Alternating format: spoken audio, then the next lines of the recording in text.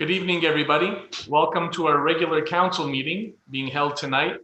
We're meeting again in camera. We're joined tonight by all the members of council, as well. We're joined by our Director General, Rafael Distasio, our Town Clerk, Claude Gilbert, and Elizabeth Waugh, our communications person. So if I could have, as authorized by the Ministerial Order 2020-029 on April 26th, this meeting is being held in camera to respect the sanitary guidelines put forward by the government. So if I could have somebody move to open the meeting, please. Yes, Mr. Mayor. I move that the meeting be declared open. Thank you very much, Councillor Torres. Can I have a seconder, please? Yes, Mr. Mayor, I second that. Thank you very much, Councillor Feeney. Adoption of the agenda, please. All in favor. Thank you for voting. Yes, thanks for reminding me, Councillor Yulin. All in favor, please. Aye. Thank you very much. Aye. Adoption of the agenda, please. Yes, Mr. Mayor, I move to adopt the agenda of the regular meeting of Monday, June 29th, 2020, as modified as follows by removing item 9C, RBC Investment Certificate. Thank you very much, Councillor Yulin. Can I have a seconder, please? Mr. Mayor, I second the motion. Thank you very much, Councillor Mazzoni. All in favor, please.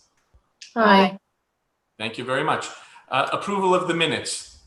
Mr. Mayor, I move to approve the minutes of the council meetings held on the following dates. Regular meeting of May 25th, 2020, special meeting of June 4th, 2020, special meeting of June 11th, 2020, and finally special meeting of June 18, 2020.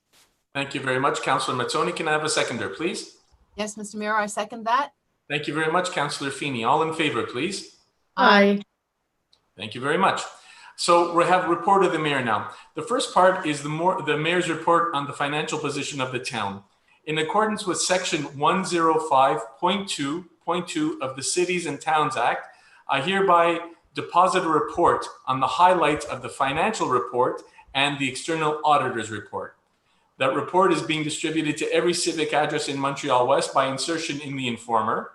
And just to note that this is the same report that Councillor Feeney presented in a former regular council meeting. All right, now we're going to move to my regular council report. Good evening, everybody. Bonsoir à tous. Welcome to our regular council meeting. These Zoom-based meetings are becoming second nature already. As we did in our last meeting in May, in the first question period, we will answer questions from residents that had to be submitted until 3 p.m. today on any topic. In the second question period, we will take questions pertaining to the agenda only, submitted via our website during this meeting. Bienvenue à notre réunion régulière du conseil municipal. Ces réunions via Zoom sont devenues presque normales. Comme la dernière réunion, au cours de la première période des questions, nous répondrons aux questions des résidents soumises jusqu'à 15 heures aujourd'hui sur n'importe quel sujet. Au cours de la deuxième période de questions, nous répondrons aux questions relatives à l'ordre du jour soumis via notre site web lors de cette réunion. After having received a few interventions about the pricing structure we had proposed for the reopening of the pool, we were able to revisit the subject and were able to accommodate that membership option. That's just to give you an idea of the small and the small council, the benefit of a small council in the small town that we're able to quickly adjust to requests from residents. Après avoir reçu quelques interventions sur la structure tarifaire que nous avions proposée pour la réouverture de notre piscine, nous avons pu revisiter le sujet et avons pu le modifier pour accueillir une option d'abonnement. In this 16th week of confinement, we've seen the potential downside of a rapid deconfinement as is evidenced down south. Rather than things getting back to normal there, they are faced with a further stop. I'm not sure that's what we want or what we need. So I will continue to advocate for a slow and steady progression. And I will continue to advocate for maintaining certain small measures that have immensely positive effects on controlling the spread of the virus. Let's continue to follow proper sanitary guidelines, including social distancing and frequent hand washing. Furthermore, whenever you cannot respect the guidelines for social distancing, wear a face mask. It's really not that difficult. You saw the mask that we all started our meetings with. It's not difficult. It becomes part of your regular day-to-day routine. Au cours de cette 16e semaine de confinement, nous avons constaté les inconvénients potentiels d'un déconfinement rapide dans les États du Sud. Plutôt que de revenir à la normale, ils sont confrontés à un nouvel empêchement. Je ne suis pas sûr que ce soit ce que nous voulons ou dont que nous avons besoin. Je vais continuer donc à plaider pour une progression lente et régulière. Et je vais continuer de plaider pour le maintien de certaines petites mesures qui ont des effets extrêmement positifs sur le contrôle de la propagation du virus. Continuons de suivre les directives sanitaires appropriées, notamment la distanciation sociale et le lavage fréquent des mains. De plus, lorsque vous ne pouvez pas respecter les règles de distanciation sociale, portez un masque. Ce n'est pas difficile du tout. Veuillez rester en santé et sécurité. Please stay safe and healthy. Thank you. If we can get back to the agenda. Here we go, folks. All right, contracts in the town clerk's office. 8A, contracts management bylaw, the annual report. In accordance with the 7th paragraph of section 573.3.1.2 of the Cities and Towns Act, I hereby table a report summing up the main points in regards to the application of the town's contract management bylaw in 2019. Number 9. Mr. Mayor, if I may, Mayor? interrupt you, our question period is. It's a question yeah. period. Yeah, I appreciate that, and I wanted to get right past that. I'm sorry about that, folks. So we're gonna go to our public question period. I'm sorry, and thank you for reminding me, folks. All right, so we had some questions submitted. As I mentioned before, the questions need to be submitted by 3 o'clock today. So what I'll do is I'll read out the question from the resident, and we'll see who's gonna answer them. Okay, our first question came from Susan Superstein. Will the town permit tempos this year for seniors who will suffer great health risks this winter if we fall trying to clean our cars on snowy, icy driveways? Welfare should come before looks. Hope this can be done for older residents of our community. Thank you. Can I ask Councillor Feeney to answer that question, please? Yes, thank you very much, Mr. Mayor, and thank you very much for your question, Ms. Superstein. To be honest, the subject of tempos does not arise very often in the town, and when it does, it's generally from residents who are very pleased that we do not allow them from an aesthetic point of view. At the moment, our zoning bylaw prohibits the use of this type of temporary structure, and at the moment, we have no immediate plans to change that bylaw. I do understand your concern about the safety of our seniors. However, there are other options for people who might be concerned about going out and clearing the snow. And that is that there are snow removal services that are available for seniors to use, which would make it safer for them. And in fact, in looking into it, there's a possibility, depending on other criteria, that actually there could be a tax credit for some seniors for the use of those services. So that's what I would recommend. That's what I would recommend at the moment, or finding a teenager on the street or something who could help them out with something like that. So I hope this responds to your question. Thank you very much. Thank you very much, Councillor Feeney. And thank you very much, Mrs. Superstein. And just to note for the record, Mrs. Superstein's address is 242 Ballantyne Avenue North. The next question came from Randy Weitzner at 84 Wolseley Avenue North. It's a signage question. Westminster going south past Sherbrooke, over the tracks, left onto Broughton. Traveling south, I do not have a stop sign, but traffic heading north on Westminster does. But if I arrive at that intersection at the same time or ever so slightly after the traffic at the stop sign and I want to turn left, those drivers often challenge my entry into the intersection to turn left. I will not stop on the tracks. I believe there should be some signage telling traffic heading north that those going south turning left have the right of way. Thank you very much for your question, Mrs. Weitzner. Councillor Mazzoni, please. Thank you, Mr. Mayor. Randy, that's a really good suggestion. I do appreciate it very much. And so I'll bring it before the Traffic and Safety Committee at our next meeting. And I assure you that you'll have a response thereafter. It's much appreciated. Thank you again. Thank you very much, Councillor Mazzoni. The next question comes from Nathaniel Ward at 68 Roxton Crescent. There are 3 questions. Radcliffe, Rugby, Wolseley North, and Crestwood have all been repaved in the recent years except Roxton. When are the sidewalks and street on Roxton going to be redone? They are crumbling. Some patchwork was done 2 years ago, which has now crumbled and lifted. Second question, why does the town not patch all the cracks and potholes on Westminster? It seems that only a one block stretch on one side of the street was patched. What about the rest of the street? And the third question, what is being done about the pothole sinkhole at the tracks on Westminster and Sherbrooke? It was filled a couple of times and reappeared within a few days after. So to answer your first question, Mr. Ward, Roxton was repaved in the mid-80s. The pipes on Radcliffe, Rugby, Wolseley, and Crestwood were in much worse shape. And that's the main determinant in receiving grants from the provincial government. When we talk about the cracks and holes on Westminster, unfortunately, Westminster will need to be rebuilt in the not too distant future.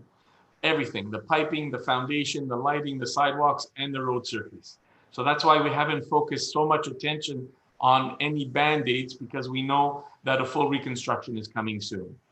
And concerning that pothole that's on Sherbrooke at the corner of Westminster, unfortunately, that pothole falls on CP land, and we're not allowed to intervene anything between the barriers.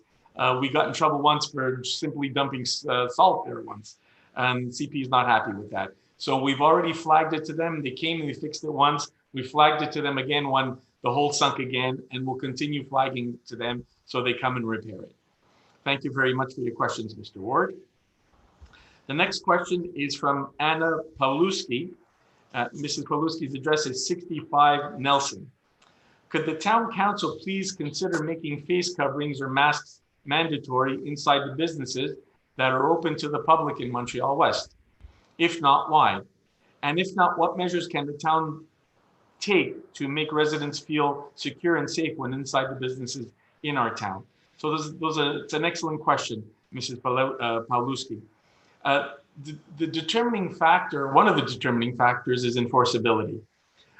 We don't have the resources necessary to properly enforce the bylaw. However, we're going to continue, as we've been doing, to increase people's awareness and increase people's sensitivity to the benefits of wearing a mask. And at the same time, we're going to reach out to the merchants themselves to make sure that they realize that or ensuring that the customers walking into their store are wearing masks when they can't respect social distancing is a positive thing for all the users, all their customers, and for the town in general. So it's a very valid question, and unfortunately, I don't necessarily believe that the bylaw is the right way to go now. We will prefer to increase sensitivity to the benefits of wearing a mask. Thank you very much for your question. Donna McLaughlin at 156 Ballantyne Avenue South asks, please remove the temporary dog fence in the dog park. Now grass is completely taken, as much as in the rest of the dog park. Mission accomplished. So I'm going to, before I get to the second part of her question, Councillor Torres, if you could answer that, please. Yes, thank you, Donna, for your question. Many of you have asked about the same. We're anxious to take the dogs and let them run through the park. However, we have asked Public Works why they still have those fences, and they have asked us to please be patient. They need a couple of more weeks because we understand the grass has taken, but we want to absolutely ensure that it is quite resistant to use and the use of the dogs. In addition, we don't get this opportunity that often as to get to fix a little bit the park. So bear with us and give us at least a couple of weeks for the grass to really take firm roots and so it become more resistant. Thank you so much, Donna, and soon enough we'll have it ready. Thank you very much, Councillor Torres. The second question from Donna McLaughlin, make masks mandatory inside businesses until the pandemic is resolved. safety for all residents, and deterrent to non-believers. Thank you. So much as I spoke to the question that was asked before, it's a question of enforcement, but we believe that we will continue to increase sensitivity to the benefits of wearing the masks. And that, as I said to the person before, we will even reach out to the merchants to see if they can help us increase sensitivity. Next question comes from Norbert Badusha. Norbert Badusha is at 457 Wolseley Avenue North. It's two questions. The first question, are there any updates on the sale of the library lot and its redevelopment? There's some, Mr. Badusha, there's some very serious interest in the library lot, and a potential purchaser is finishing his due diligence. I hope to have an announcement very, very soon. The second question from Mr. Badusha, unfortunately, I cannot attach a picture, but there was another close call at the train crossing. When is the town going to take a stand and take action to ensure the safety and well-being of its citizens? NB, I don't want to hear the excuse of costs yet again, unless council is prepared to assign a dollar sign to human life. It's very easy, Mr. Badusha, to throw out inflammatory remarks like that. The reality, Mr. Badusha, is that the solution is completely outside the realm of Montreal-West's finances. The proper solution is a grade separation, and that is in the order of $600 to $700 million, plus expropriations. That's a provincial cabinet level solution. The rest are incremental solutions or incremental benefits that are underway, including the new édicule, the new station that's being built by EXO at the corner of Sherbrooke and Brock, I would say, Sherbrooke Canal. All right, thank you very much for your questions. Next question comes from Maureen Cullen at 12 Easton. Hello, when will Kirkpatrick Park on Easton open? Thank you very much. Councillor Ewan, please.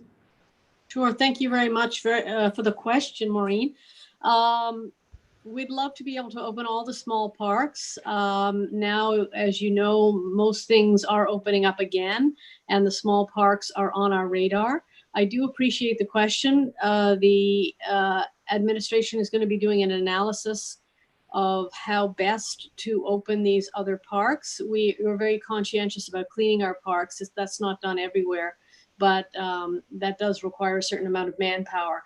But it is certainly my hope that we get all the small parks opened in the not too distant future. But I do thank you for your question. It's an important one.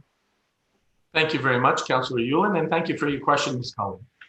Our next question comes to us from Valmar Jural at 63 Courtney Drive. Sorry to bother you, but on June 4th, I applied online with documents for a permit to reshingle my leaking roof. To date, I have heard nothing back, and I'm wondering if this has been refused or what. My roof is leaking and I need to do repairs now. I am retired and this delay is stressing me out. P.S. My tax payments are all paid in advance for the year. I've never had arrears with the city, if this makes a difference. Councillor Feeney, if you could address the question, please. Okay, thank you very much, Mr. Giral, for your question. And I do understand that since submitting that question today, you have received a response. I've received confirmation from the town and also from you, so that is good. The reason your particular file had to go to PAC is because you were making some changes to the roof. Normally, just to get a new roof, and particularly we know this, especially if it's leaking, if you replace it with the same type of material and the same color, you can go ahead and do that without a permit even. But there were some changes. So while you did abide by all the regulations, thank you. And it did make it onto the agenda of the PAC meeting on June 16th. Council was supposed to review those recommendations actually tonight, but we met earlier to try to review them earlier, and Council did approve them. And as I say, so you have now received your response. Sometimes it can even be quicker, but I do have to say in the summer with the volume of requests for permits and vacations and holidays, it may have taken a little bit longer in this case. So I do apologize to you. And I do thank you for paying all your payments on time. However, there are two very distinct matters, and you deserve an answer on your urban planning, even if you hadn't paid your taxes on time. But thank you very much for your question, and I hope this has satisfied you. Thanks. Thank you very much, Councillor Feeney, and thank you for your question, Mr. Giral. Next question comes from Michael Eli at 62 Ronald Drive. The first question, there's a significant number of weeds, including ragweed and overgrowth on Ronald Drive across from the park. They are encroaching on the sidewalk. I believe it is private property, but they do not ever maintain it. With so many daycare children walking and playing there, is there any recourse that the town can take to remedy the situation sooner than later? Councillor Mazzoni, please. Yes, thank you, Mr. Mayor. Mr. Ely, thank you for your question. What we have resolved to do is we will be sending over a public security officer to address the situation and to see to what extent, if any of our bylaws, including our nuisance bylaw, would be applicable in this situation. And to the extent that that is the case and we can do something about it, rest assured we will. I thank you for your question. Thank you very much, Councillor Mazzoni. And the second question from Mr. Ali, can the weeds and dead cedars in Ronald Park be dealt with as well? Thank you for your consideration. Councillor Torres? Yes, Mr. Ali, after you sent this email, I drove by the park to check it out, and I thank you for bringing it to our attention. I did see that we have a good number of weeds at the edge of the park.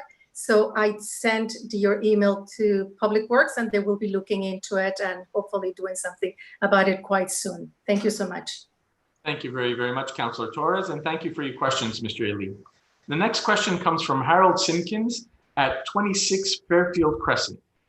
As per the June 16th email sent by Kevin McDonald of 28 Fairfield Crescent and myself, what actions will the town be taking to reduce or eliminate the highly intrusive noise emanating from the basketball court, basket, and backboard? If I could ask Councillor Yulin to answer the question, please. Yes, thank you very much for your question, Harold. Well, so now I think when these emails came to us, the basketball court was actually off limits. And people should not have been there. And I believe public security was involved in that. Now, however, under deconfinement, the basketball court is available for use. We do have an issue with the backboards. They're old and they do create a lot of noise, more than they should when basketball is being played. And so we will be replacing those backboards and perhaps even more of the equipment over there. So that should mitigate some of the noise concerns. If you do continue to have other noise concerns, though, that regard the behavior of people at the basketball court, particularly after hours, after 10 p.m., then I would encourage you to please call public security and we'll look at dealing with it that way. But as to the equipment and the noise that it makes when people play basketball, we're going to be looking into mitigating that through better equipment. But thank you very much for your question. Thank you very much, Councillor Yulin, and thank you for your questions, Mr. Simpkins. Next question comes to us from Mauro Degano, and Mr. Degano's address is 444 Hudson. The question, is there a timeline to take care of trees that are dead or dying? They are marked and have dead branches. They can cause material damage, cars, houses, etc., and even worse, human injuries should they fall. I can see that the trees in front of 443, 451, and 444 Hudson have those symptoms. I have sent pictures with my request last year in June 2019, and was informed by email that the trees are on the trimming list. An update would be appreciated. Thank you and stay safe. Councillor Torres, please. Yes, thank you, Mauro, very much for letting me know about this. I also drove through Hudson this morning on the street to check these 3 trees, and it was confirmed that the 3 trees are ash trees. I saw one is completely dead, and the other 2 do not have leaves halfway. This tree we have asked, I spoke to Public Works and they said that they need to have a new inspection done by an arborist to determine what to do and when to do it.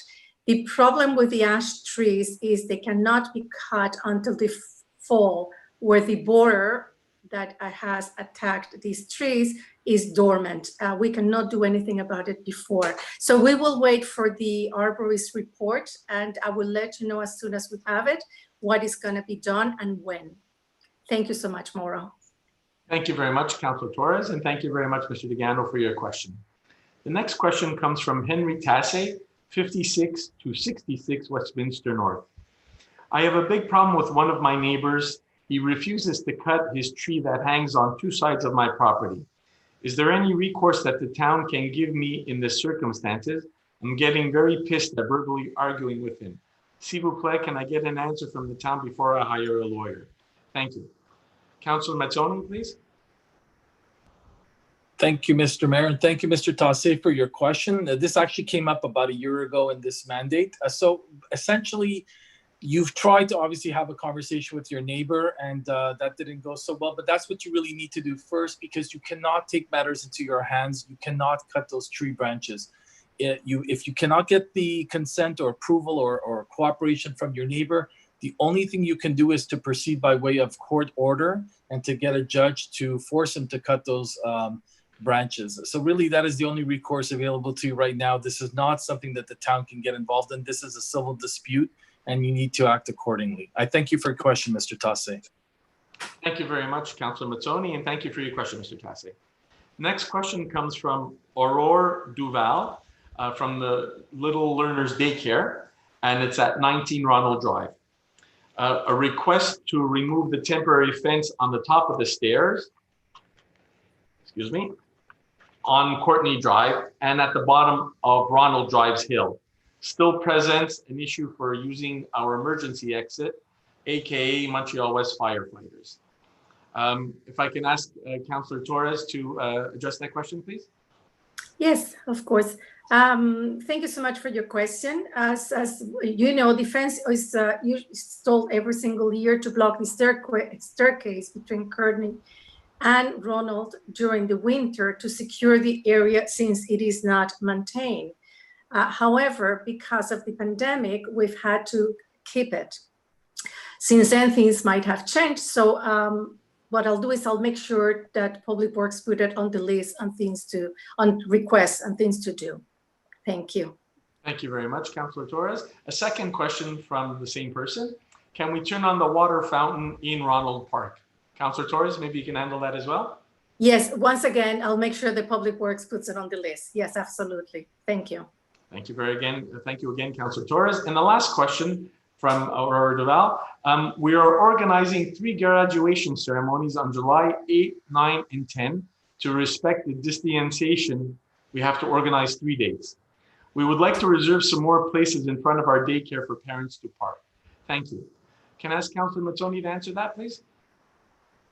You're on mute, Councilor Mazzoni. Sorry, Mr. Mayor, I didn't have that on my list of questions. I apologize. I did. I apologize. I'm sorry. You see, this is what happens when you're stuck in Zoom. So, in fact, what I would simply say to Mr. Duval or Ms. Duval, I don't know if it's a man or woman, what we will do is that request will be forwarded to our public security department, and then they will see to what extent, if any, they can accommodate you. I thank you for your question. Thank you very, very much, Councilor Mazzoni. And thank you for your question, Aurora Duval. The next question comes from Andrew Shapiro at 8 Fenwick. The question, is there any plan to repave the roads in the town in the near future? The roads near my house, Fenwick, Broughton, Ainsley, are really quite awful. If so, when? And if not, why? And as I mentioned while answering a similar question before, Mr. Shapiro, the town relies on grants to undertake the reconstruction work. Until now, the major factor in determining grant worthiness, if you want to call it, is the condition of the piping under the streets. While Fenwick is not great and Ainsley is worse, except for that block that was reconstructed between Easton and Campbell, there are relatively few piping problems. Until there are, they cannot reach a high enough level to receive granting. The second question from Mr. Shapiro, has COVID-19 how has COVID-19 impacted the town spend, budget, and will there be a new budget or reforecast published for 2020? If I can answer that. The pandemic has taken a bite out of our budget in terms of rental revenues for the town hall and other facilities and for recreation. However, this hasn't had a huge deleterious effect on our overall budget. However, we're waiting for the other shoe to fall, as it were, when we hear final word from the agglomeration regarding the extra expenses and lost revenue there that will eventually be downloaded in our quote-part to the demerged towns. And the last question for Mr. Shapiro, how come the last Mary report is from 2017, and also there are English versions of the finance, and also are there English versions of the financial reports? Councillor Feeney, please. Yes, thank you very much. And thank you, Mr. Shapiro. And just to add to what the mayor has mentioned about our current 2020 budget and COVID, we have been looking at that. And I know it's a question that many residents are interested in. And so it will be the focus of my council communique in the upcoming July issue, which will be online. So that will hopefully answer your questions. So in terms of the last mayor's report, the government did change the regulations about how we present the mayor's report and asked that it be put in a publication that goes to the town. So it was published. The one for 2018 was published in the Informer, and the one for 2019 was put in an e-bulletin sent to people this past May. But you bring up a good point. On our website under finance and reports, it is not there. So I'm going to ensure that that those two reports do get put in that section of the website as well. Then in regards to the English versions of the financial report, the financial report as presented to the government of Quebec is a very complex report. Using municipal accounting, which is not very easy for people to understand. And it is indeed completely in French, as required by the government. So we put this on our website, as this is the report that we submit to the government per their regulations. Honestly, it's not user-friendly at all. And I really am not sure about the value of translating it to see this lengthy report, if it would even be more value. It might be interesting another time, maybe next year, to take a look at perhaps doing a different presentation in English and French in a slightly more user-friendly manner. So that's something I might take a look at. So anyway, I hope that's responded to your questions. Thank you very much, Mr. Shapiro. Thank you very much, Councillor Feeney, and thank you very much, Mr. Shapiro. Next question comes from Harold Knowles at 256 Percival. The first question, can you summarize the impact of COVID-19 on the town's finances? Example, how many residents of businesses have not paid their taxes, loss of revenue from various resources, day camp, traffic tickets, welcome taxes, and has our credit rating been affected? Basically, we were able to have delayed the payments that people need to make to the town for their property taxes. So we've not seen huge increases there at all in delays or late unpaid taxes. There has been, as I reported before to Mr. Shapiro, there has been an impact on our budget, but it hasn't reached a crucial level and we don't anticipate it is yet. There is less revenue in recreation, but there's less expenses as well. And there has been a decrease in revenue from tickets and permits. Welcome taxes have not been seriously affected yet. Montreal-West remains a hugely desirable location to live. So as I said, the mutation tax hasn't been negatively affected. But as I also mentioned before, there could be a huge impact when we hear about the impact at the agglomeration level, because those expenses will be shifted to the demerged municipalities in our quote-part. The second question from Mr. Knowles. Do you have contingency plans for a COVID-19 resurgence? Many of the steps taken, i.e. long pool closures, town hall closures, playground closures, appear unnecessarily excessive. Many were provincially mandated, but many were not. What will happen in the future? Mr. Knowles, all of our decisions, closing and then reopening the pool, not running our day camp and playground closures, were the result of provincial decisions. They told us we had to close them. And when they allowed us to reopen them, they imposed a set of regulations that we must abide by.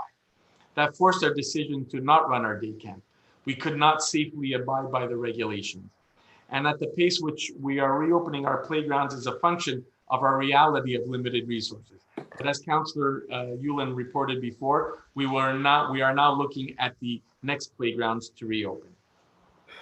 Okay, and the last question from Mr. Knowles: do municipalities have input into the provincial COVID-19 decisions, or is it the usual top-down dictatorship? I wish I could tell you things were differently, Mr. Knowles. It's top-down without question. I sit on the board of directors at the UMQ, the de facto representative of all Quebec municipalities to the higher level authorities. And some decisions were made by the provincial government were announced to the UMQ a scant few hours before they were being made public to everybody, without any consultation of ahead of time. So no, the decisions are coming top down, and we have to abide by them and do what we can to adapt them to our reality. Thank you very much for your questions, Mr. Knowles. And the last question comes from Louis Chenevert at, let's see what their address here is. The address is 70A Roxton Crescent. The question from Louis Chenevert: the Friends of the Hydro Corridor would like to cull some buckthorn in August. It is an invasive species. Could Public Works pick up the branches?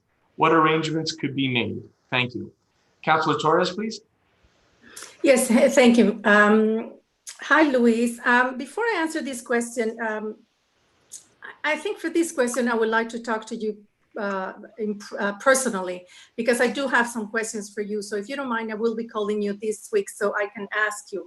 For example, I'd like to know who the Friends of the Hydro Corridor are. Are these residents of the area? Because as you know, all this area is a private area owned by Hydro-Quebec, and they lease to the residents of the area. And the land goes from the property line all the way to CP land, including the corridor that we use as a passage where people will walk. All that is private. So are these trees in there? Are the residents willing to cut it? So before we go any further, if you don't mind, I would like to talk to you, and then we can and see how we can go forward from there. Okay, so I will call you this week, and I hope that answers a little bit of your question. Thank you. Thank you very much, Councillor Torres, and thank you very much for your question, Mrs. Chenevert. So that concludes the first question period. As I mentioned before, I did out of order the Contracts and Town Clerk's Office, the Contract Management Bylaw, so I'm just reminding you that I tabled the report in accordance with the provincial law. We're going to move on to number 9, Administration and Finances. 9A, approval of disbursements for the period from May 22nd to June 26th, 2020. Oui, Monsieur le maire. Je propose que la liste des comptes payables pour la période de 22 mai au 26 juin 2020, totalisant 3 643 329 $ et 61 sous, soient acceptés et payés tels qu'ils sont énumérés. Merci, la conseillère Fini. Je peux voir l'appui, s'il vous plaît? Oui, Monsieur le maire, j'appuie la résolution. Merci, le conseiller Mazzoni. Tout en faveur, s'il vous plaît? Oui. Oui. Oui. Merci. 9B, delegation of powers for the month of June 2020.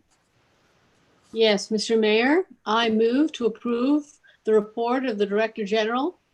The report of the Director General concerning the exercise of powers delegated under bylaw number 2005-002 for the month of June 2020. Thank you very much, Councillor Yulin. Can I have a seconder, please? I second it. Thank you very much, Councillor Torres. All in favor, please? Aye. Aye. Thank you very much, folks. We're going to move all the way down to number 11, Public Works, awarding of a contract for sidewalk repairs. So if I could have somebody, well, just to give you an idea before we actually move the motion, there's going to be some sidewalk work done on Hudson Avenue between Radcliffe and Edinburgh. There'll be some sidewalk work done on Edinburgh itself, and there'll be some sidewalk work done on Valentine Avenue South. All right, so this is the awarding of that contract. Yes, Mr. Mayor, whereas the town of Montréal-Ouest issue a call for tenders by invitation for the purpose of sidewalk repairs, whereas 3 contractors were invited, whereas 2 bids were received and assessed to verify their conformity with the requirements of the tender documents, I move First, to award the purchase contract to sidewalk repairs to Kojak Inc., be the lowest confirming bidder, that is, for a total price of $46,886 plus taxes. Secondly, to charge this expense to the operating budget. And third, to authorize the mayor and the town clerk to sign any documents required to implement this resolution, as the case may be. Thank you very much, Councillor Torres. Can I have a seconder, please? Yes, Mr. Mayor, I second that. Thank you very much, Councillor Feeney. All in favor, please. Aye. Aye. Thank you very, very much. We're going to move down all the way to number 13, appointments, designation of the pro-mayor. As you know, the pro-mayor, if there is some time when I can't attend an agglomeration council meeting or some other meeting, the pro-mayor is authorized to attend in my place. So the last pro-mayors, we do this on rotation. The last pro-mayors, starting with the most recent one, were Councillor Feeney, before that Councillor Torres, before that Councillor Yulin, and before that Councillor Mazzoni. So it's coming around to be Councillor Mazzoni's turn again to be appointed pro-mayor. So if I could have somebody make the motion, please. Yes, Mr. Mayor, I move that Councillor Dino Mazzoni be appointed pro-mayor for the months of August, September, October, and November 2020, that Councillor Dino Mazzoni be designated to replace Mayor Benny Masella on the agglomeration council as necessary, and that a copy of this resolution be forwarded, if needed, to the agglomeration council. And thirdly, that this appointment take effect on August 1st, 2020. Thank you very much, Councillor Yulin. Can I have a seconder, please? I second it. Thank you very much, Councillor Torres. All in favor, please. Aye. Thank you very much. And just so everybody knows, Councillor Mazzoni suggested I get a food taster. So we're going to move right now to councillors' reports. We're going to start from on seat number 3, reporting on matters pertaining to urban planning, finance, administration, and human resources. Councillor Colleen Feeney. Thank you very much, Mr. Mayor, and good evening, everyone. Welcome. I hope you are all keeping well. I'll start with the finance. As you know, even though our offices have been closed, residents can contact the town by telephone and leave a message or email on the town website, and a town employee will return your call or get back to you.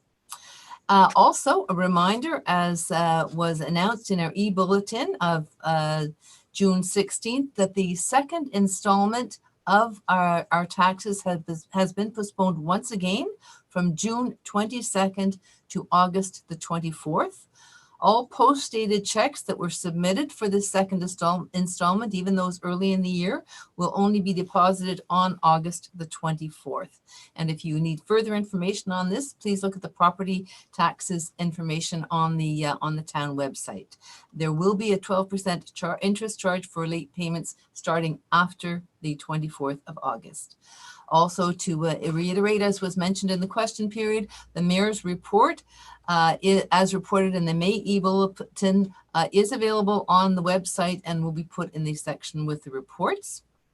The pension committee met in June to review and approve the draft of the financial statements as prepared by the external auditor, Raymond Chabot Grant Thornton, and the final approval will be at the annual general meeting in September.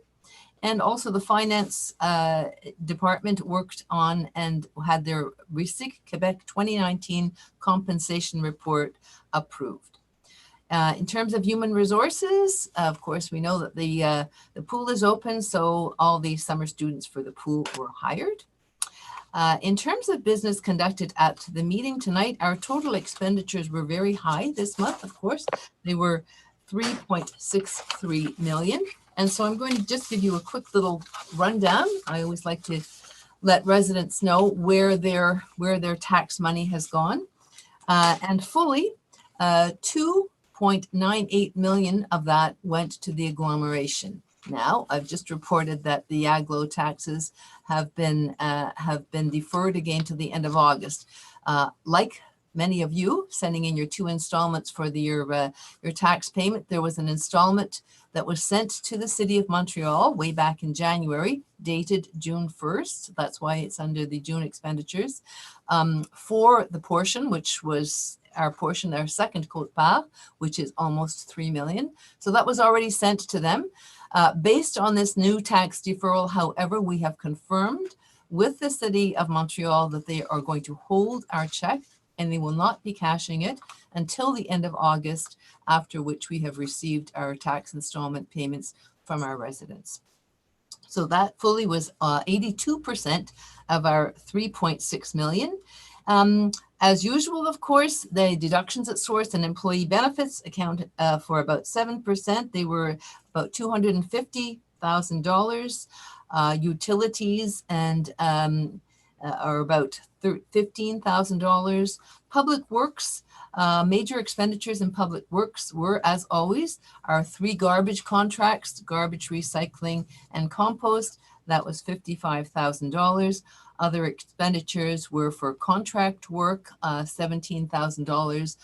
The vast majority of that actually was for a drain contract. And that was the other, those were the 2 main ones under public works.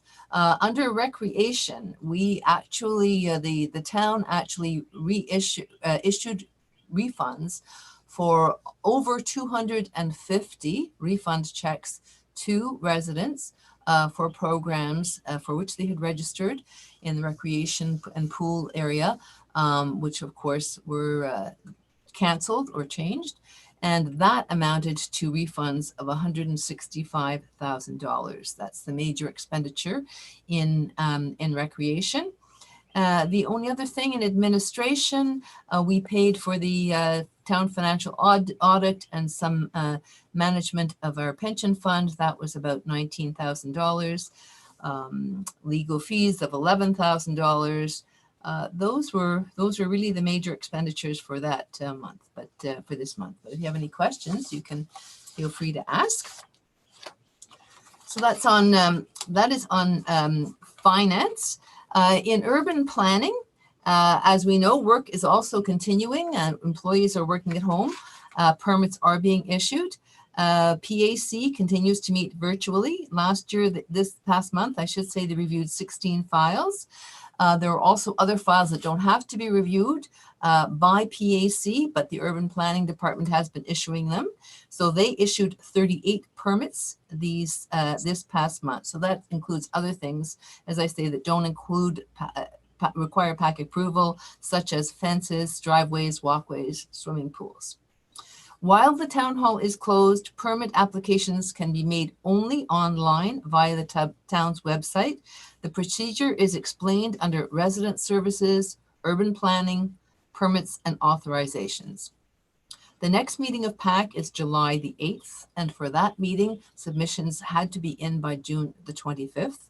After that, PAC will be meeting August the 5th, and the due date for that is July 22nd, and then August the 26th, and the due date for that is August the 12th. So I remind you that it does get busy in the summer for renovation, so please try to get your request for permits in on time. The Seniors Committee, the Council has completed its review of the MATA Plan of Action, and this is now going to be reviewed by the management team with comments before going back to the MATA Steering Committee. In terms of our outreach during COVID, our volunteers are continuing to make grocery deliveries to our residents. They are also conducting their regular phone-in calls to the seniors, and the program is going very well. Volunteers are also helping by providing meals through the Merchants Association, and that program has been expanded. All residents who are 70 years old and over were sent a flyer to inform them of this program, and 500 calls were made to these residents to also let them know about this program. So I do want to say once again, thank you to our volunteers. Thank you to our merchants. Thank you to the people in the Recreation Department who are following up on all of this. It's really going very, very, very well. In addition, on topic of seniors, the town did receive a quantity of masks from the government, and we have been distributing them. 6, these are disposable masks per senior. We've distributed the first batch of them, and the remainder will be distributed to seniors when the next delivery arrives. And also to tell people about, with thanks to our merchants, Councillor Yulin will be telling you more about this in Canada Day, but they've also contributed in a very, very great way to our Canada Day celebrations this year. So again, thank you to all of you who are making these things quite a success. And that's the end of my report. But if you have any questions, please feel free to ask me. Thank you. Thank you very, very much, Councillor Feeney. Reporting on matters, reporting for seat number 4 on matters pertaining to the environment, public works, and buildings, Councillor Maria Torres. Good evening, everybody. Bonsoir à tous. I will start, as I usually do, with the Public Works Department. COVID-19 is still a big factor on the daily operations at Public Works, but everyone is taking the proper precautions and they're still getting the work done. Over the past month, 6 catch basins have been rebuilt due to the broken rings or small sinkholes opening up. They have also repaired a water break that broke on the 12th of June at 8203 Boulevard, Montreal, Toronto.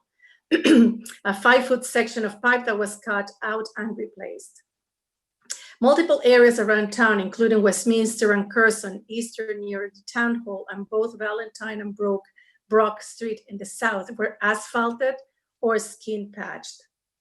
All the street lines were painted over the course of the past 2 weeks overnight, and all the catch basins were also cleaned out with a vacuum truck.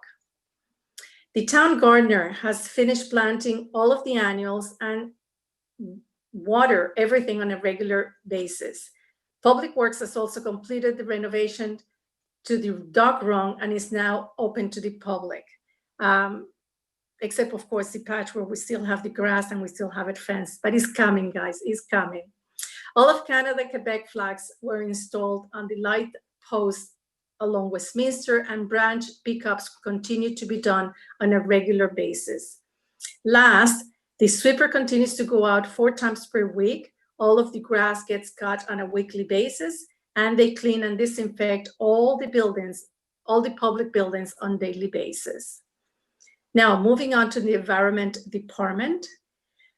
They're currently working on the following activities. First, tree planting program, which includes planting about 45 trees in the public spaces in front of private residents. And there will be a number of trees slated to be planted in the fall. As I have mentioned before, but it's worth repeating, the main objective of this program is to maximize the much needed tree coverage in Montreal-West, so we can reap all the benefits of a healthy urban environment. Urban forests, I'm sorry. Second, they're finalizing the parameters for the mandate, which will be used to award a contract to update the urban tree inventory, which it should be done shortly. And last, the department is actively working in the development of the town waste strategic policy.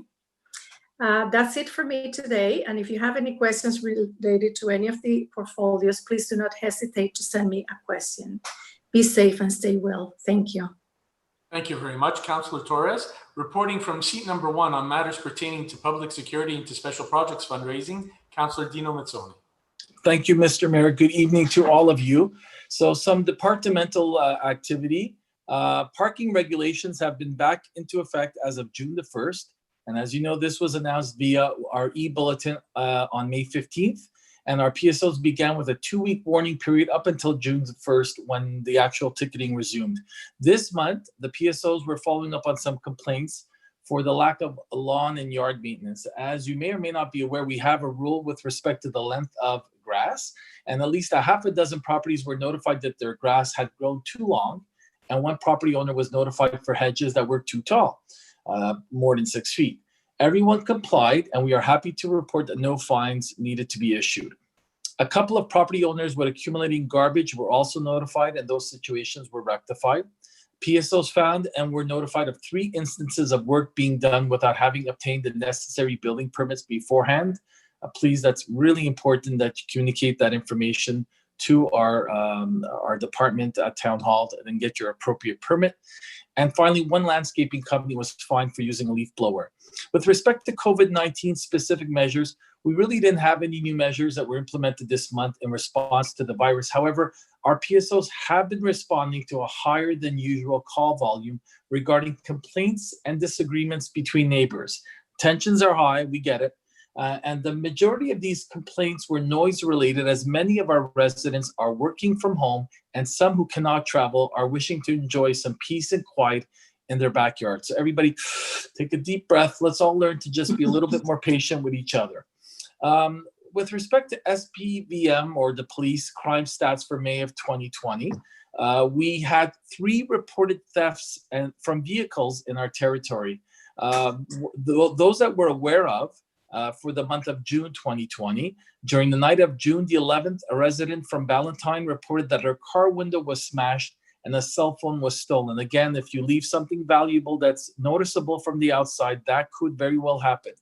During the night of June the 19th, a resident reported that the retaining wall was vandalized with graffiti, in addition to a couple of traffic signs in the town in the Ronald Brock South area. I want to note that for both these incidences, the residents were urged to file formal police reports, and of course, our PSOs are keeping their eyes out on while they're on patrol. I just want to urge, and I do this regularly, to whenever you do see a situation with respect to the security of the person or of property that's being compromised, please, we encourage you to please notify at the very least the police so that a formal report is taken, statistics are kept, and eventually resources are allocated as a result of all of that. So it's important that the police know what's going on. I do want to speak about a luring incident. During the last week of May, we were made aware about a luring incident, luring, L-U-R-I-N-G, just to be clear, that was posted on social media. The PSOs verified with the police to find out that there was whether or not there was a complaint made to the police. The police had met with and identified an individual in question. As far as we are aware, no criminal acts were committed, therefore no charges were laid against this person at the moment.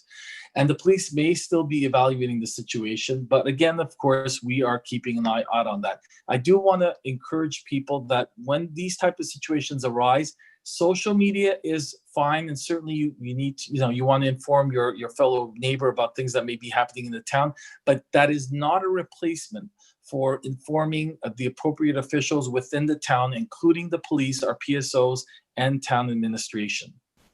Finally, with respect to announcements to be made, again, just to go back to the comment I made earlier, because more people are working from home and they want to enjoy their backyards, we really want to remind all of you to be mindful about the noise bylaws. More specifically, just be mindful that no construction work or lawn mowing really should begin before 7 a.m. on weekdays, 9 a.m. on Saturdays, and certainly not before 10 a.m. on Sundays or statutory holidays. Again, also residents with dogs must be also aware that it's prohibited to allow a dog to bark repeatedly in a manner that can disturb the peace. Again, please, if you leave your dog unattended in your backyard, or if your dog is barking repeatedly indoors near an open window, that could be a cause for violation and something that could be ticketed. So having said all that, I want to encourage any of you who have any questions to certainly reach out to me by cell phone. I take my text. I'm actually very good with texts and cell phone messages or phone calls, 514-949-3055 or dinomazzoni@hotmail.com. And please be mindful to wash your hands, keep your distance, and please wear your masks. Thank you very much, Mr. Mayor. Thank you very, very much, Councillor Mazzoni. And finally, reporting on matters pertaining to, hang on 1 second here, to recreation culture, Councillor Elizabeth Yulin, reporting from seat number 2. And communication. Oh, and communications, you're right, I apologize. Don't forget that one. All right. So we're going to start off with the community center. Participants registered in our canceled camp and summer community center programs have all been refunded. And the department is now offering several physically distant park activities for kids. They'll be doing that. They'll be offering these activities for children in mid-July, and they are offering fitness classes to adults right now. You can register for these programs online. The pool opened yesterday, June 28th, designed entirely for a new physically distant swimming experience, as per government directives. While we're very pleased to be able to open the pool, it's fair to say that the experience will be very different from what residents are used to. For instance, we only have 15% of our normal capacity that we can use, so entry is allowed only via registration in advance and to residents only. Although you can go to the pool on the day, and if there's room, you can be admitted. We offer both membership and pay-as-you-go options. People may only reserve a spot 1 per day and a maximum of 3 a week. On opening day yesterday, it was quite a success. We had about 100 people enjoying the facility, but please understand that this new system is a work in progress. And everything from the booking system to the safety routines at the pool are going to take some considerable getting used to. And as we've learned, the government directives can change at the drop of a hat. So we'll all have to be patient and remain flexible as time goes on. There were no in-person seniors activities this month, but recreation staff has been working hard with the MATA group, as Councillor Feeney mentioned, to reach out to seniors, provide services for our older population. And this month they've been distributing masks, again, as Councillor Feeney spoke about, to those seniors who'd like to venture out. And I will echo what Councillor Mazzoni said as well with respect to masks. We're giving out masks to seniors, but I would hope that by now people understand that they should be wearing their masks when at all possible, when they're inside a venue and they cannot be physically distant, or it might be possible that they won't be able to. In special events, we celebrated La Fête Nationale virtually this week. And coming up, there's Canada Day, which will feature a host of special activities, including a house decorating contest, a scavenger hunt, and more. The house decorating contest in particular is sponsored by the Merchants Association with over $1,500 in prizes. So you're all really encouraged to decorate your homes for this event. Also during the day, 9 pop-up groups from 12 to 1 p.m. will be roaming throughout the town, bringing the festivities to you. Musical entertainment and circus acts, among other things. Starting at 1 p.m., a mini parade will set out from Sheraton Park, which is north of the Hump, and wind its way through every street in the town, giving a curbside greeting for Canada Day. So not quite the parade we're used to, but we're doing our best during this time. Volunteer block captains have distributed the suggested evening schedule to all residents, but if you haven't received one, just please check online. It's there for you to find. In a nutshell, at 5 p.m., we're calling for a town-wide quarantine boogie because while we can't be in Stratton Park together to party, you can still get out in your front yard, crank up the music, and show us your moves. So hopefully that'll happen at 5 o'clock. At 5:30, we're encouraging you to have a backyard barbecue and share a meal or a beer, of course, at a socially distant distance. That's not very articulate, but you know what I mean. With your neighbors. At 6:45, the mayor's address will be broadcast live online. And at 7 p.m., we hope to see you all on your front porch belting out "Oh Canada," because we are determined to celebrate this Canada Day together, but of course apart. I want to thank particularly the Volunteer Planning Committee who've worked very hard to organize this event and distribute the bags containing the daily schedule and the Canadian flags to every resident so we all can participate together. The rest of the summer will feature 4 more events, all while ensuring COVID-19 regulations are respected. These include the Town Chase, the Family Duathlon, a photo hunt, and a scavenger hunt. For more information about these events, you can go online. There were no activities at the arena this month, but I want to mention the retirement of one of our most dedicated blue collars who worked with us for 43 years with the recreation team. That's Mike Barrett. He's just retired, and we've dedicated dressing room number 4 in the arena to Mike for all his years of service to the town. So we want to wish him many happy and healthy years ahead to enjoy in his retirement. In the communications file, I'd like to report that this is the 2nd regular council meeting that we've live streamed on Zoom via YouTube. Our May meeting had over 200 views. That's a heck of a lot more than we usually get at a council meeting. So we're very pleased that you're tuning in for that. I welcome you to check out the recordings of all our meetings online. We podcast our meetings, so just the audio for our special meetings, which are largely held to deal with building permit requests, and video recordings like this one for our regular meetings. In addition, frequent bulletins and Facebook posts have been keeping residents in the loop more than ever these days during the pandemic. So if you haven't done so already, I really urge you to subscribe to the bulletin and keep up to date. That's it for me, and thank you very much for tuning in. Thank you very much, Councillor Yulin. So that's it for the council's reports. We're going to go on to notice of motion, reading and adoption of bylaws. 16A, adoption of bylaw 2020-006, a bylaw amending bylaw 2019-007 concerning the taxes of the town of Montreal-Ouest for the fiscal year 2020. And this is the bylaw amendment that allows us to delay the second payment of the property tax to the end of August. So if I could have somebody move the motion, please.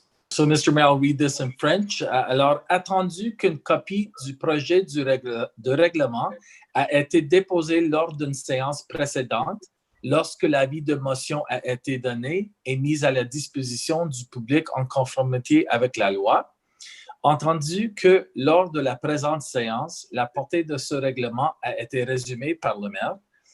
En conséquence, Monsieur le maire, je propose que le règlement numéro 2020-006, intitulé « Règlement amendant le règlement numéro 2019-007 sur les taxes de la ville de Montréal-Ouest pour l'exercice financier 2020 » soit adopté. Merci, le conseiller Mazzoni. Je peux voir l'appui, s'il vous plaît. Oui, Monsieur le maire, je l'appuie. Merci, la conseillère Fini. Tout en faveur, s'il vous plaît. Oui. Merci. 16B, notice of motion and deposit of a draft bylaw for a bylaw concerning the town employees pension plan and replacing bylaw 466 and its amendments. This is a bylaw that will be passed at a subsequent meeting, and it deals with some administrative issues that need to be addressed in our pension plan. So I hereby give notice of motion that it is intended at a subsequent meeting of council to submit for adoption a bylaw concerning the town employees pension plan and replacing bylaw number 466 and its amendments. The said bylaw in draft version was tabled with council and was made available to the public. And that's it there. And now we're a second question period. And until now, we have not received any questions. So that's it. So that second question period is now closed. And we're going to move on to closing of the meeting. So if I could have somebody terminate the meeting, please. Oui, Monsieur le maire, je propose de lever la séance. Merci, la conseillère Yulin. Je peux voir l'appui, s'il vous plaît. Councillor Torres, you're on mute. Sorry about that. I second that. Je l'appuie. Thank you very much. Merci, la conseillère Torres. Tout en faveur, s'il vous plaît. Oui. Oui. Thank you very much, folks. All right, so that's the end of our meeting. Thank you, everybody, for joining us this evening. I'm sorry if things got a little bit off the rails. I think everybody's a little bit punch drunk with the summer already. So we're going to see each other again at the end of August. Hopefully, we'll see each other on Wednesday when we're doing our drive through the town. Please, everybody, it's very important that we not let our guard down. It's the summer and it may get easy, but now's not the time. I look at what happened in Florida and in Texas. People let their guard down, and unfortunately, they've had to take a big step backwards. So as I said, continue with your mask, continue social distancing, continue to follow all the guidelines that we need to be following. And please make sure that you're doing everything you need to do so we can all get through this together. Be safe and stay safe and have a good middle of the summer. Thank you very much, everybody.